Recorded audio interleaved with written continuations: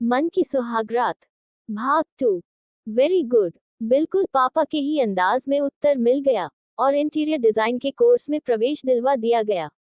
बड़े ही सपाट ढंग से ये भी बता दिया गया कि जब तक वो आत्मनिर्भर नहीं हो जाती, बच्चों का दायित्व नहीं उठाया जाएगा। कॉलेज छोड़ने लेने जाने के लिए कार और ड्राइवर नियुक्त हो गए। चुलबुली अवनी के अंतस के पिंजरे में बंद ख्वाहिशों को कॉलेज में जाकर नए पंख मिल गए। कई साथियों का एक समूह बना जिसमें लड़के और लड़कियां बराबर थे। कैंटीन में मस्ती, कभी कैफेटेरिया तो कभी शॉपिंग मॉल उनकी दिनचर्या का हिस्सा थे। जब वो अवनी से साथ चलने को कहते तो उसका मन तो बहुत होता, पर अंबर से पूछे बिना उसकी कहीं जाने की हिम्मत नहीं थी, इसीलिए हर बार उनसे फोन करके पूछती। वो कार्यालय में काम करते करते हर बार फोन पर हाँ कर देते। भोली और बातूनी अवनी के दिल में वैसे भी कोई बात टिकती न थी। एक बार हंसी हंसी में अपनी नई सहेलियों से अंबर की निर्लिप्तता का जिक्र किया तो उन्होंने बिल्कुल नया और नायाब नुस्खा सुझाया, उन्हें पुरुष मित्र की बातों से जलाने का। बस फिर क्या था, काम शुरू हो गया। सबसे हंसमुख साथी निदान का जिक्र रोज अंबर से किया जाने लगा। कॉलेज में जब उसका समूह हंसकर सेल्फी ले रहा होता तो वो जानबूझकर निदान से सटकर खड़ी होती। घर पर भी जब सबको बुलाया तो निदान को बेस्ट फ्रेंड कहकर अंबर से मिलाया। एक दिन निदान ने अपने घर पर गेट टुगेदर रखा। किसी के घर गेट टुगेदर के लिए जाने का अवनी के लिए पहला मौका था। वो अकेले रहता था। अवनी ने अंबर से फोन करके पूछा तो वो उसकी बात सुने बिना झल्ला गए कि बात बात पर पूछने की क्या जरूरत है। उनकी कोई जरूरी मीटिंग भी थी। निदान ने अवनी को उसके मनपसंद गीतों का संकलन एक पेन ड्राइव में देने को कहा था। वापसी में सब लोग निकलने लगे तो उसने अवनी को पेन ड्राइव ढूंढने के लिए रोक लिया और एकांत मिलते ही अवनी को बाहों में कस लिया। हतप्रभ अवनी ने किसी तरह खुद को छुड़ाया और उसके घर से बाहर निकलकर सड़क पर खड़ी होकर रोते रोते फिर अंबर को फोन किया। घर का रास्ता, वो कहाँ खड़ी है, उसे कुछ मालूम न था। अंबर उसका मोबाइल लोकेट करके उसे लेने पहुंचे तो वो सिसक सिसक कर रो पड़ी। अगर आज कुछ हो जाता तो मैं आत्महत्या कर लेती। अवनी के मुंह से शब्द कम निकल रहे थे और रुलाई की हिचकियां ज्यादा। उफ्फ, अब बस भी करो, हद होती है बेवकूफी की। खैर छोड़ो, मुझे जरूरी मीटिंग के लिए दूसरे शहर के लिए अभी निकलना है। 2 दिन बाद लौटूंगा। अंबर ने पहली बार उससे झिड़क कर बात की थी। वो भीतर तक सहम गई। उसे लगा प्यार पाना तो दूर, अब तो उनका अच्छा व्यवहार भी उससे छिन गया। उसकी तो जिंदगी ही बेकार हो गई।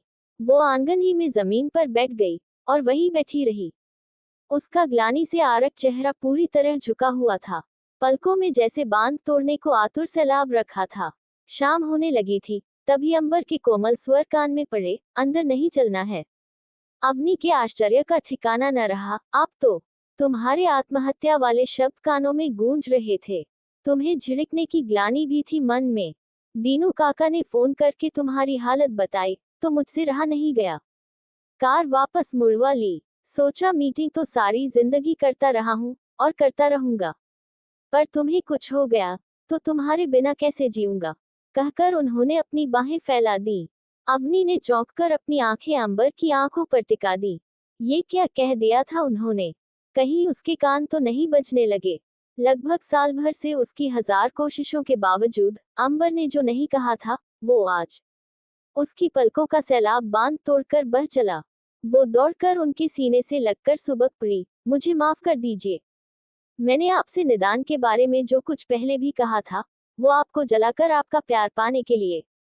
वो मेरा बेस्ट फ्रेंड नहीं, मुझे आपका प्यार चाहिए था बस। मैं बुद्धू हूँ मगर चरित्रहीन नहीं। अब उसकी बातें सुनकर अंबर को हंसी आ गई। वे उसका चेहरा अपने हाथों में लेकर आंसू पोंछते हुए बोले, चुप हो जाओ अवनी, तुमने वहां जाने से पहले मुझसे फोन करके पूछना तो चाहा था। तुमने सोच भी कैसे लिया कि मैं तुम्हें चरित्रहीन समझूंगा। इंसान की इतनी तो पहचान है मुझे, और तुम ऐसा क्यों समझती हो कि मैं तुम्हें प्यार नहीं करता। तभी दीनू काका ने दरवाजा खटखटाया और उनकी इजाजत लेकर कॉफी रख गए। अंबर ने उसके हाथ में कॉफी का मग देकर एक मग खुद उठा लिया। बोलो अवनी, तुम्हारी कौन सी चाह मैंने पूरी नहीं की जो तुम्हें ऐसा लगा। दोबारा वही सधी हुई आवाज। अवनी चुप। क्या समझाए, कैसे समझाए। अंबर फिर अपने प्रशासनिक अधिकारी वाले खोल में आ गए थे। फिर से वही माहौल बन गया था जो उसे फरियाद लेकर आया। कोई छोटा अधिकारी होने का बोध कराता था और उसके शब्द जबान का साथ छोड़ देते थे। लेकिन तभी उसे लगा कि आज अगर वो झिझक गई, लजा गई, तो ये अवसर जीवन में दोबारा नहीं मिलेगा। उसने धीरे धीरे बोलना शुरू किया, आपने मेरी हर चाहत पूरी की, मगर मुश्किल तो यही है कि मुझसे कभी कुछ चाहा ही नहीं। जब कोई हम पर अधिकार समझता है, जब कोई हमारे सामीप्य से खुश और दूर जाने से दुखी होता है, हमारे छीनने के एहसास से डरता है, तब हम समझते हैं कि वो हमें प्यार करता है। प्यार वो है जो हमें किसी की नजरों में दुनिया का सबसे महत्वपूर्ण व्यक्ति होने का एहसास कराता है। मैं आपके करीब आना चाहूं तो आपसे कह सकती हूँ, मगर आपके मन में मेरे करीब आने की ललक हो, ये कहने की बात थोड़े ही है। इसीलिए मैं कितनी तरह से श्रृंगार करके, लेकिन कभी लगा नहीं कि मेरे रूप ने, प्यार ने, गुणों ने आपको मुग्ध किया है, सुकून दिया है। क्या मैं आपको सुंदर नहीं लगती, आपके योग्य नहीं लगती? कहते हुए अवनी ने अपनी निश्चल निगाहें सीधी अंबर की आंखों पर टिका दी, तो उसका सामना जीवन के सबसे सुंदर सच से हुआ, जो काम जमाने के बताए कई आड़े तिरछे उपाय नहीं कर सके थे, वो दिल से कही गई सीधी सच्ची बातों ने कर दिया था। निस्पृहता का आवरण पिघलाकर व्याकुलता और प्रेम के ढेर सारे कोमल भाव अंबर के चेहरे पर प्रकट हो गए थे।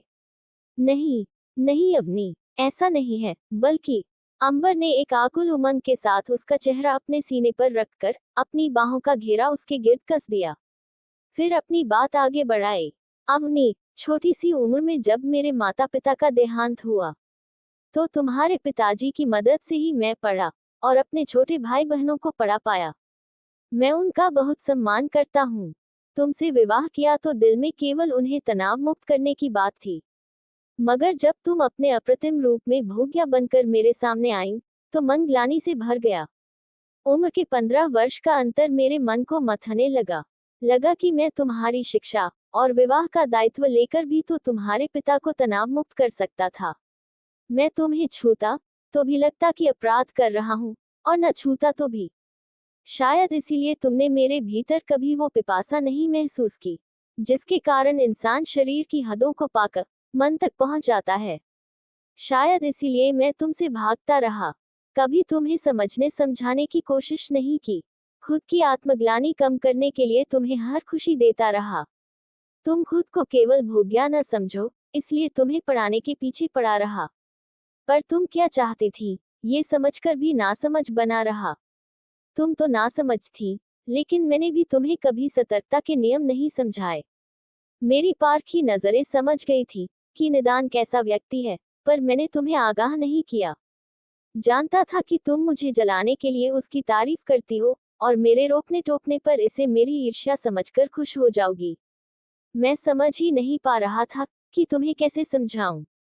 तुम भी मुझे माफ कर दो अवनी, मैं तुम्हारा प्यार खोना नहीं चाहता। मन की गांठ खुल चुकी थी। वो एक दूसरे के पावन स्पर्श की गुदगुदाहट से विभोर हो रहे थे। ये उनके मन की सुहागरात थी।